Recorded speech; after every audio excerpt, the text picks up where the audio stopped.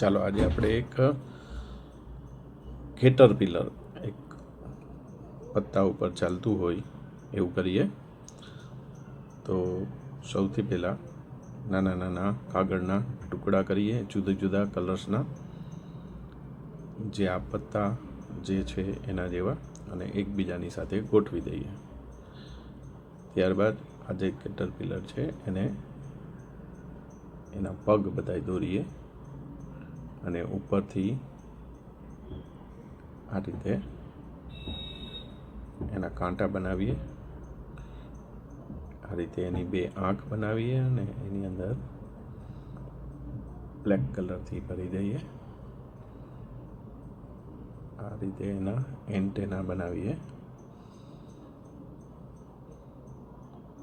અને હસતો હોય એવો ચહેરો પણ આપણે બનાવીએ. જો આ સરસ રીતે તૈયાર થશે. આવો જ વિડીયો જોવા માટે લાઈક કરો, સબસ્ક્રાઈબ કરો અને બેલ આઇકન દબાવો.